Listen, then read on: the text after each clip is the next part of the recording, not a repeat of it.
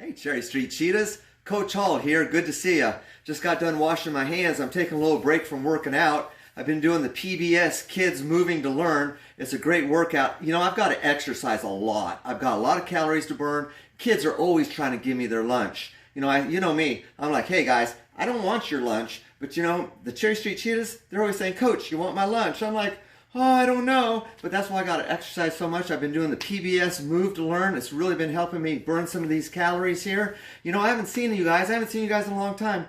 I think, I haven't seen you guys since field day. That's been a long time. Raise your hand if you had fun at field day and Coach can have your lunch. See, that's what I'm talking about, guys. Put your hands down. I don't want your lunch. Hey, I've got a great story to read today. It's called The Little Red Fort. I think, let's see who's in this book. Let's see, it's by Brenda Maier. Pictures by Sonia Sanchez. Let's see, The Little Red Fort. This is Ruby here. She's the star of the show. And Ruby's a very lucky girl because she has 3 brothers. If you know anything about brothers, they're awesome. I ask the Cherry Street kids, I say, hey, do you have any brothers? And the girls always say, yes. And it's wonderful because my brothers are awesome. So I bet these guys are going to want to help her build that little red fort. Let's see how this story goes. The Little Red Fort. Ruby was always full of ideas. There's Ruby right there. Full of ideas. One day she found some old boards. Who wants to help me build something? She asked her brothers. Oscar Lee pretended not to hear her. Rodrigo gave her a look that could melt popsicles. Jose almost fell off the fence. You don't know how to build anything, they said. Ruby shrugged. Then I'll learn.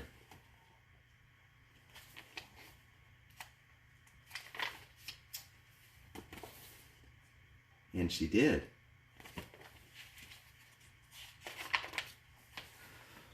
Who wants to help me draw the plans? Ruby asked. The boys clutched their sides and they howled with laughter.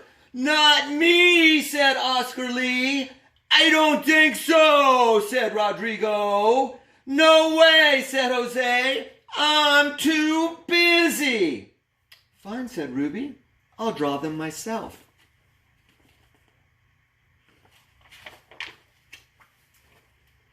And she did. Satisfied with her plans, Ruby asked, who wants to help me gather the supplies? Not me, said Oscar Lee. I don't think so, said Rodrigo. No way, said Jose. I'm too busy. Fine, said Ruby. I'll gather them myself. And she did. When all the supplies were gathered, Ruby asked, who wants to help me cut the boards? Not me, said Oscar Lee. I don't think so, said Rodrigo. No way, said Jose. I'm too busy. Fine, said Ruby. I'll cut them by myself. And she did. When all the boards were neatly cut, Ruby sang, who wants to help me hammer the nails? Not me, said Oscar Lee. I don't think so, said Rodrigo. No way, said Jose. I'm too busy. Fine, said Ruby. I'll hammer them myself. And she did. Soon Ruby's creation was complete. Who wants to help me play in the fort? She called. Me, said Oscar Lee. Let's go, said Rodrigo. I'll play, said Jose. I'm not too busy anymore.